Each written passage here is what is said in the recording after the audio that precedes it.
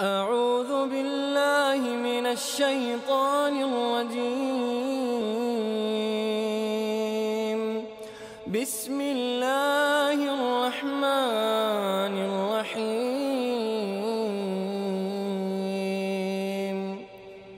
إن الحمد لله نحمده تعالى ونستغفره ونتوب إليه ونعوذ بالله من شرور أنفسنا ومن سيئات أعمالنا.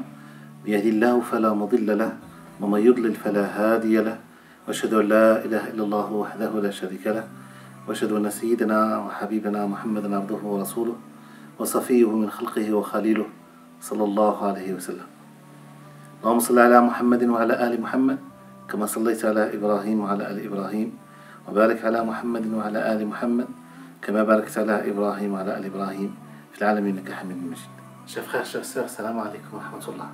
Nous nous retrouvons encore une fois pour résumer le prêche des vendredis.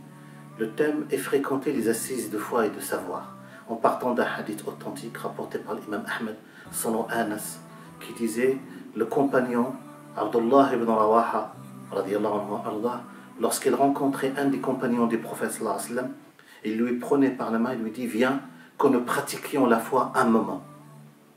Et une fois, il a dit cette phrase, cette invitation, il a fait cette invitation à un compagnon, à un autre compagnon. Ce dernier est parti voir le prophète sallallahu alayhi wa sallam pour se plaindre. Il disait au prophète: Abdullah ibn Rawaha nous invite à des assises de la foi autres que celles que tu nous proposes. Et le prophète sallallahu alayhi wa sallam lui a dit: que Dieu fasse miséricorde à Ibn Rawaha. Elle aime les assises où les gens font compétition pour y assister. Yarhamullah ibn Rawaha. Que Dieu fasse miséricorde à Ibn Rawaha. Elle aime les assises où les gens font compétition pour y assister.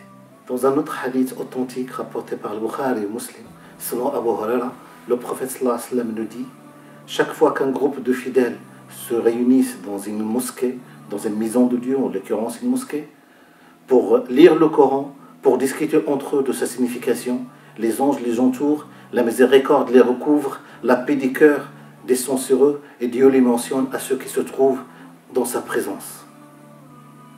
C'est un grand privilège de se savoir visé par ce hadith.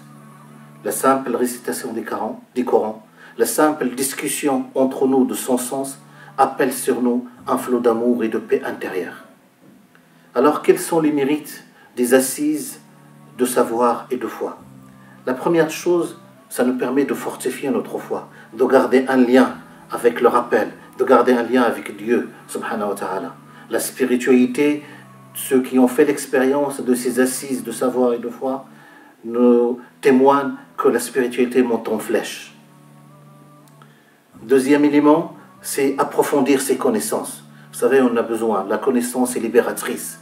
Connaître le savoir, savoir comment se rapprocher de Dieu, comment imiter sincèrement le prophète Muhammad sallallahu alayhi wa sallam, ça nous permet justement d'approfondir notre relation, d'approfondir notre foi, d'approfondir notre spiritualité.